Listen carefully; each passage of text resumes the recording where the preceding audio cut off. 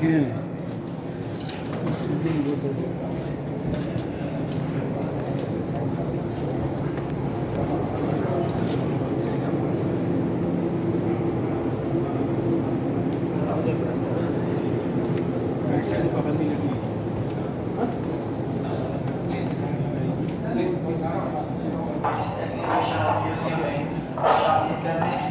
آپ لوگوں کا آنا مبارک ہو۔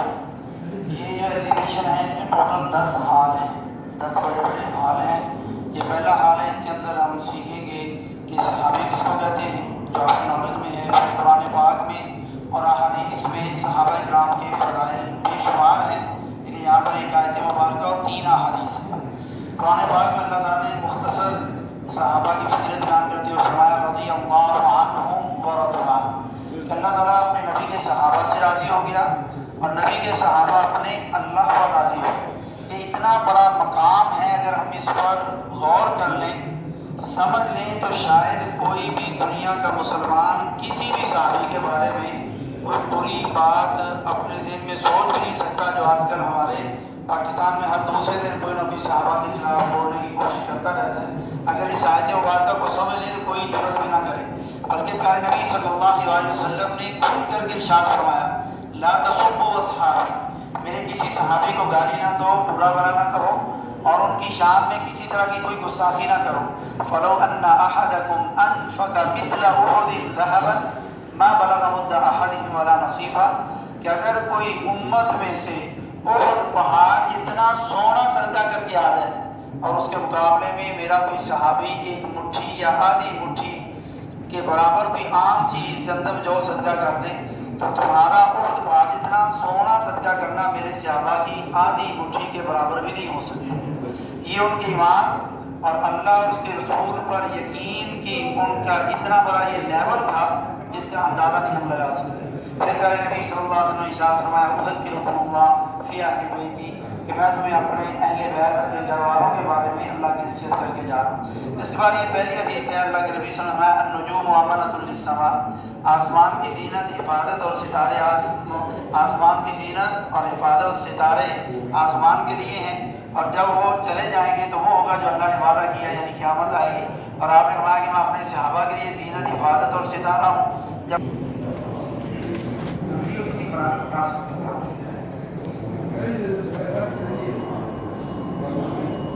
ستاروں کے متعلق حدیث ہے، اس کو میچ کر کے اور اسکرین میں اس کو بنایا گیا۔ سب کو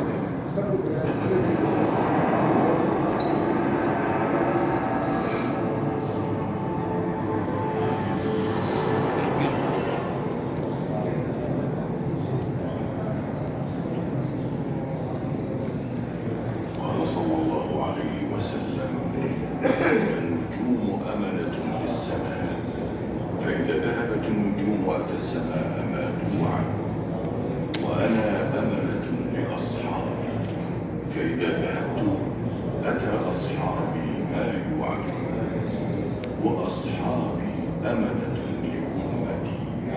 فإذا ذهب أصحابي أتى أمتي ما يوعدون۔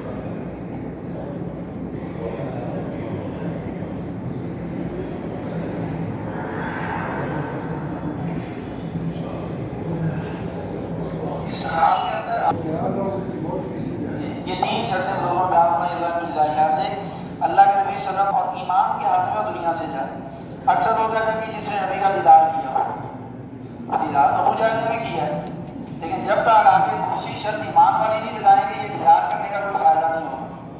دیدار کیا ہو، ساتھ ایمان بھی لایا ہو، اور پھر ایمان کی حالت میں وہ دنیا سے نکل کے اور کیا ان کے ساتھ ہو۔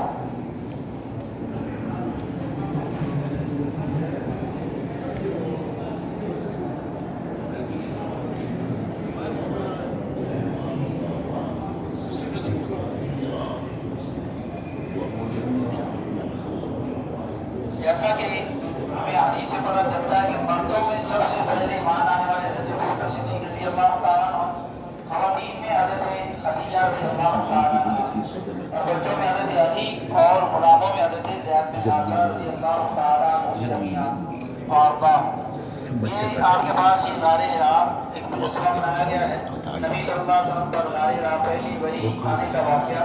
جب اللہ کے نبی صلی اللہ علیہ وسلم غار حرا سے مشہور واقعہ آپ سب جانتے ہیں، جب آپ واپس آئے اور خدیجہ رضی اللہ عنہ سے کہا کہ زملونی مجھے چادر اڑا دے،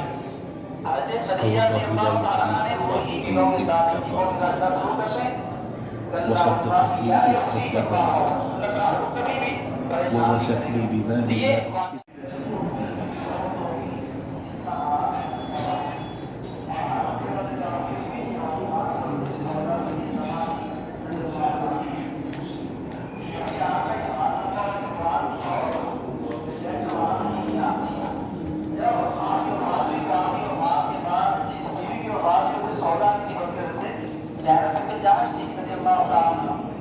اب یہ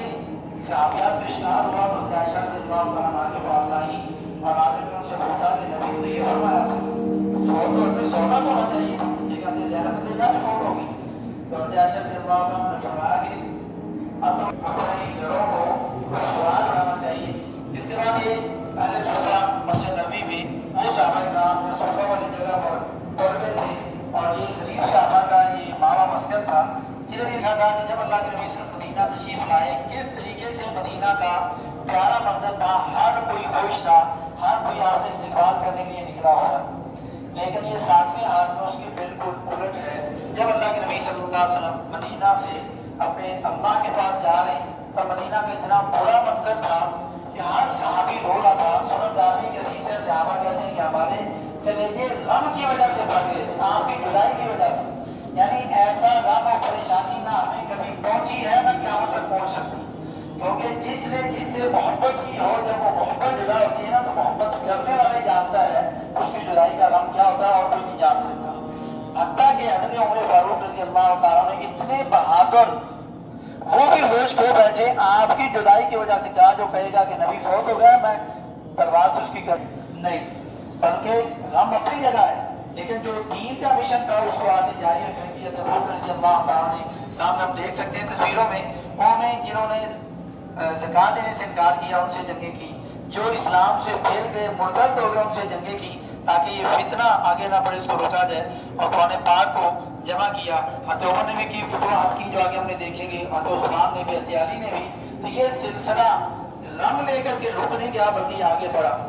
لیکن اتنا غم ہونے کے باوجود آج ہم لوگ کیا کر رہے ہیں؟ کیا صحابہ کرام کا طریقہ ہماری زندگی میں 12 ربیع الاول والے دن ہوتا ہے یا نہیں؟ اللہ کے نبی صلی اللہ علیہ وسلم نے کیا ارشاد فرمایا، علیکم بسنتی، حدیث تو پوری نہیں لکھی، میں پوری حدیث پڑھوں گا، علیکم بسنتی، تمہارے اوپر لازم ہے کہ تم میری سنت کو، میرے طریقے کو لازم پکڑ لو، وسنت الخلفاء الراشدین المہدیین، اور میرے ہدایت یافتہ خلفاء راشدین حضرت ابوبکر، عمر، عثمان، علی کے طریقوں کو لازم پکڑ لو، عضوا علیہا بالنواجذ، مضبوطی سے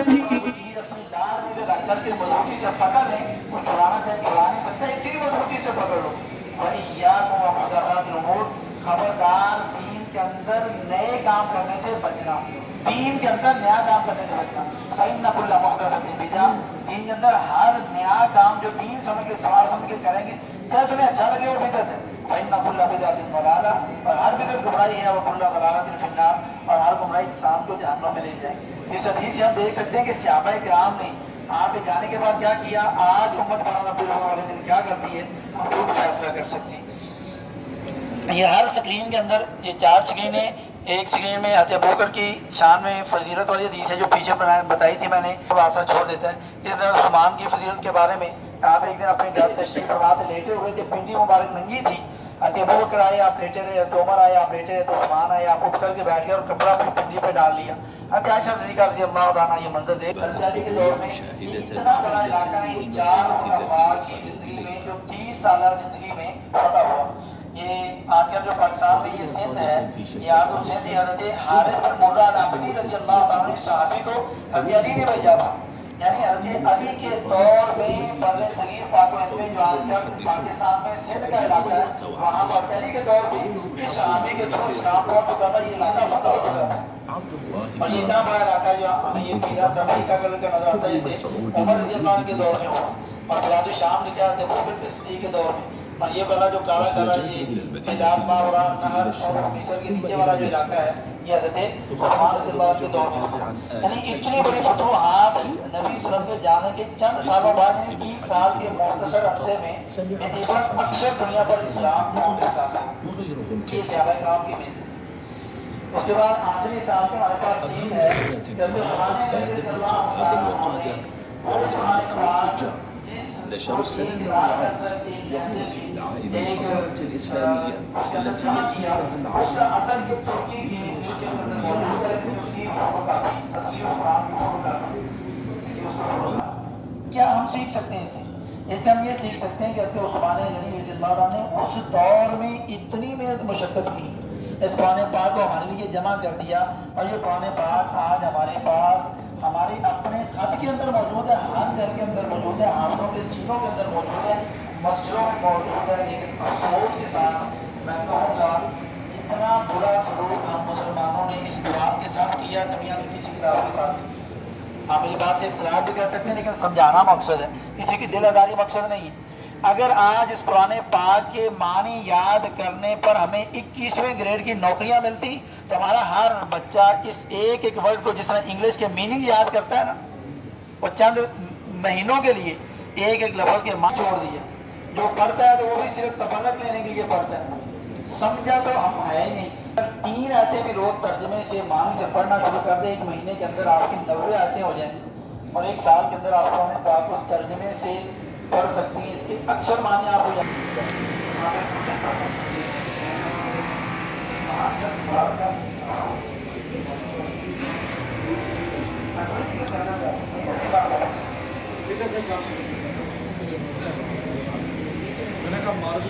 کافی نیچے 300 سال سے کوئی نہیں.